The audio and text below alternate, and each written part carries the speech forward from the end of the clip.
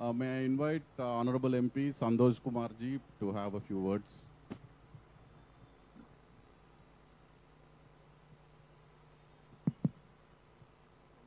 My party's stand is already made clear by Comrade K. Narayana and Binoy Vishnu.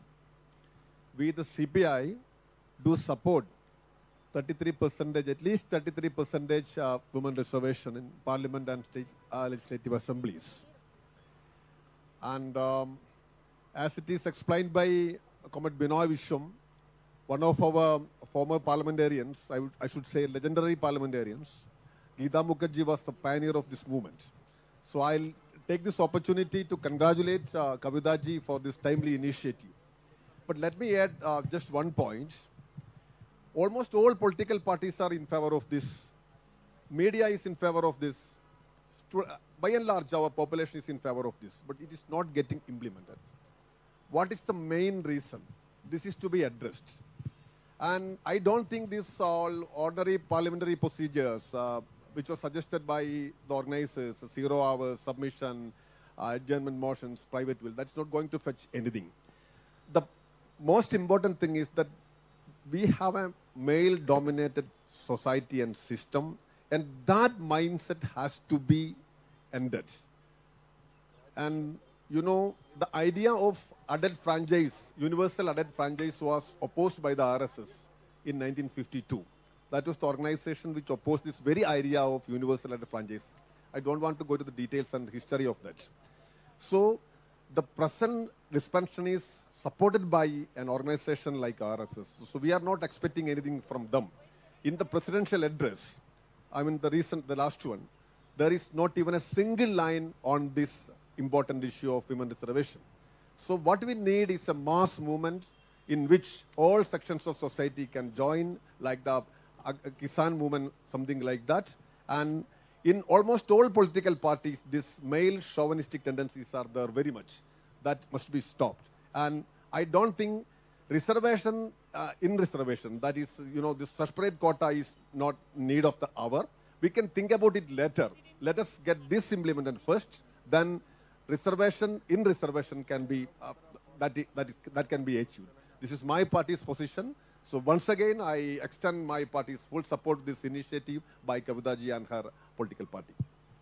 Thank you, Santosh ji. May I request Honorable MP from Aam Aadmi Party, Raghav Chadha ji, to please get onto the stage. Thank you. Honorable MP Mahua Maji ji, can you please have some valuable words for us? मंच और इस प्रांगण में उपस्थित सभी dignitaries को, media के बंधुओं को, स्टूडेंट्स को मेरी तरफ से जोहार, नमस्कार। मैं कविता जी को धन्यवाद देना चाहूँगी कि आपने इस तरह का प्रयास किया। हम सभी आपके साथ हैं। मैं झारखंड से बिलोंग करती हूँ और आप सभी जानते हैं कि 32 ट्राइब्स झारखंड में रहते हैं, जिनमें से 7 प्रिमिटिव ट्राइब्स हैं। और पूरे देश में जो ट्रैफिकिंग की घटनाएं होती हैं या डायन हत्याओं की घटना होती है महिलाओं के साथ, तो उसमें से झारखंड का नाम भी है और जिसके लिए हम बहुत शर्मिंदा हैं।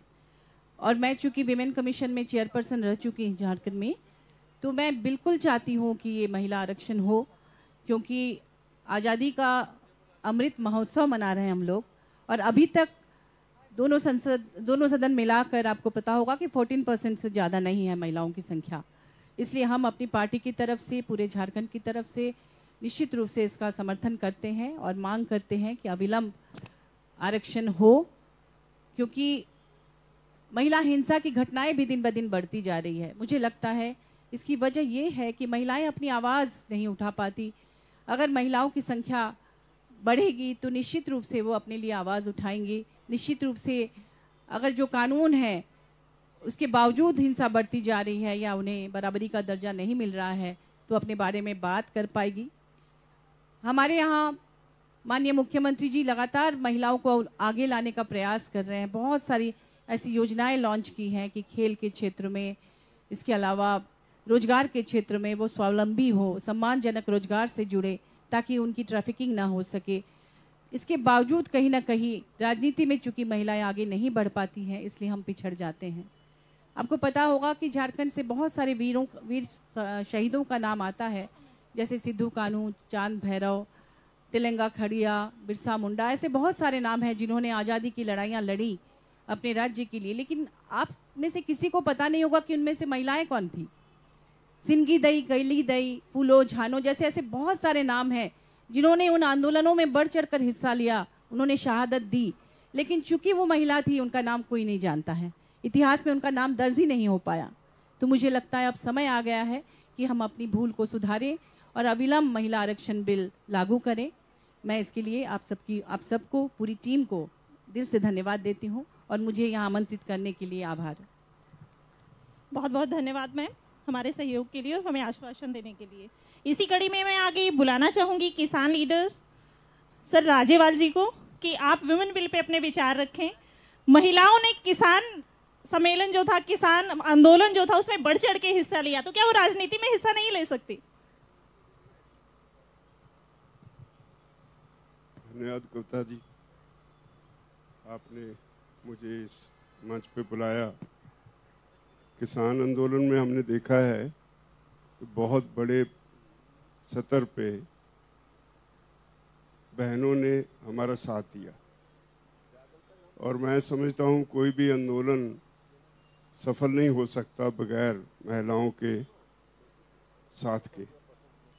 आपने इनिशिएटिव लिया है, बहुत देर से ये बात चल रही है, बहुत सालों से चल रही है बात कि विमेन रिजर्वेशन होनी चाहिए पार्लियामेंट में, लेजिस्लेचर्स में, लेकिन ये फिर मामला दब जाता है।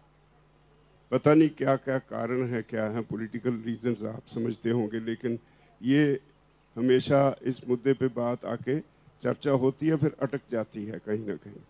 तो मैं उम्मीद करता हूँ आपने ये मुद्दा उठाया और स्टूडेंट्स को बुलाया। हर काम सगर्वंगा ई रोजु